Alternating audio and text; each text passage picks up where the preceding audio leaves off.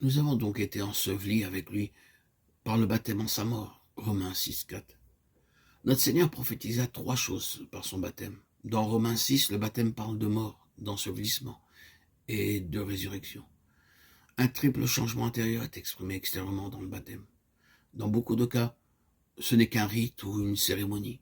C'est pourquoi il y a tant de stérilité parmi ceux qui s'appellent chrétiens. Le baptême est un témoignage et non une cérémonie. À moins que ceci nous soit enseigné, nous vivons de très pauvres vies chrétiennes. À moins que nos péchés ne soient ensevelis et oubliés, nous ne pouvons pas avoir une paix réelle. S'il n'en est pas ainsi, nous sommes hantés par le souvenir des péchés que nous avons commis. Vous pouvez être libéré aujourd'hui de tout souvenir du péché. Christ est mort pour ôter notre condamnation. Il est mort afin que nous mourions à notre nature pécheresse.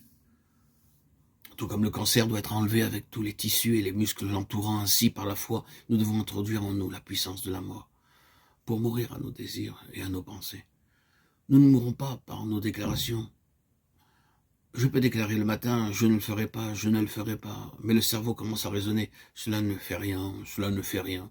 Nous allons de l'avant et nous tombons de nouveau, nous ne pouvons pas obtenir la victoire par notre propre puissance.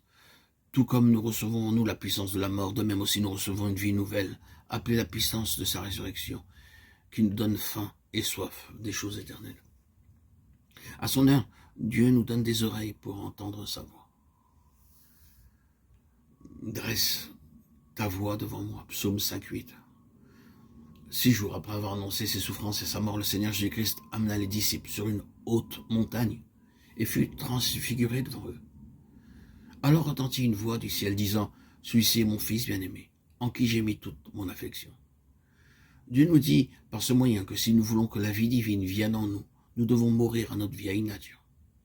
Nous ne pouvons pas mourir à nous-mêmes sans son aide. Lorsque le Seigneur est mort, il est mort pour nous aider à mourir à nous-mêmes. La preuve en est que plus nous lui obéissons, plus la lumière divine se voit sur nos visages. Nous reflétons de plus en plus la gloire de Dieu alors que nous lui obéissons. Le Seigneur Jésus-Christ est ressuscité pour déverser en nous la vie nouvelle et la puissance de sa résurrection. Ce n'est que par cette vie que nous pouvons entendre sa voix douce et subtile. C'est en vérité une voix douce et subtile, ce n'est pas une voix humaine. Nous ne la reconnaissons que par l'expérience, alors que nous le suivons. Suivez le simple chemin divin pour avoir la puissance, et alors toutes vos questions seront résolues jour après jour.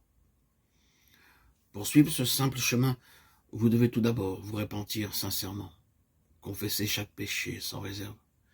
Il vous faut croire du cœur et dire dans la simple foi, le Seigneur Jésus-Christ est mort à ma place pour mes péchés, pour ôter ma condamnation. Remerciez-le pour sa mort pour vous. Dites-lui, montre-moi par ta parole tes mystères cachés et ton plan pour moi aujourd'hui et pour l'avenir. Vous entendrez alors la voix de Dieu retentir à vos oreilles chaque jour.